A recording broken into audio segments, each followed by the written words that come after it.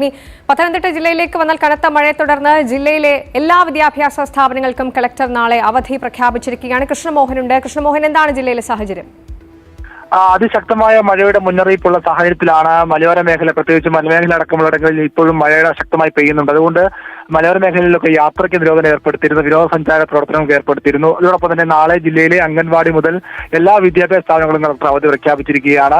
എന്തായാലും ഈ രാത്രിയാത്രാ നിരോധനം അടക്കമുള്ള ജൂൺ 30 നിലവിലുണ്ടാവുമെന്നാണ് ജില്ലാ ഭരണകൂടം അറിയിക്കുന്നത്. നിലവിൽ ഈ മലയോര മേഖല ഉൾപ്പെട്ട സ്ഥലങ്ങളിലെയും ഉൾപ്പെടെ എല്ലാ ടൂറിസം പ്രവർത്തനങ്ങൾക്ക് ഇന്ന് രാവിലെ തന്നെ കുട്ടവഞ്ചി സവാരിക്ക് നിയന്ത്രണം ഏർപ്പെടുത്തിയിരുന്നു. തുടങ്ങിയ എല്ലാ വിനോദസഞ്ചാര പ്രവർത്തനങ്ങൾക്കും ജൂൺ 30 വരെ നിരോധനമുണ്ട്. അതിനു പുറമെയാണ് നാളെ എല്ലാ വിദ്യാഭ്യാസ സ്ഥാപനങ്ങൾക്കും കൂടി അവധി പ്രഖ്യാപിച്ചിരിക്കുന്നത്. രാത്രി അതിശക്തമായ മഴ പെയ്താൽ സാഹചര്യം കുറച്ചുകൂടി ആശങ്കാജനകമാകും. നിലവിൽ ആശങ്കപ്പെട്ട സാഹചര്യമില്ല എന്ന് ജില്ലാ ഭരണകൂടം അറിയിക്കുന്നുണ്ട്. കോസ്റ്റലുകളടക്കമുള്ള പമ്പാ നദിയോട് ചേർന്ന താഴ്ന്ന പ്രദേശങ്ങളൊക്കെയും വെള്ളത്തിൽ മുങ്ങിയിരുന്നു. പക്ഷേ മറ്റിടങ്ങളിൽ വെള്ളം കയറുന്ന സാഹചര്യമില്ല. രാത്രി മഴ ശക്തമായി പെയ്താൽ, പ്രത്യേകിച്ച് വനമേഖലയിൽ ശക്തമായ മഴ പെയ്താൽ അച്ചൻകോവിലാറ്റിലും പമ്പയാറ്റിലും മണിമലയാറ്റിലും ജലനിരപ്പ് ഉയരാൻ സാധ്യതയുണ്ട്. അങ്ങനെയാണെങ്കിൽ സ്ഥിതി സങ്കീർണമാകും. നിലവിൽ നിയന്ത്രണ വിധേയമായ സാഹചര്യമാണെന്ന് ജില്ലാ ഭരണകൂടം അറിയിക്കുന്നു.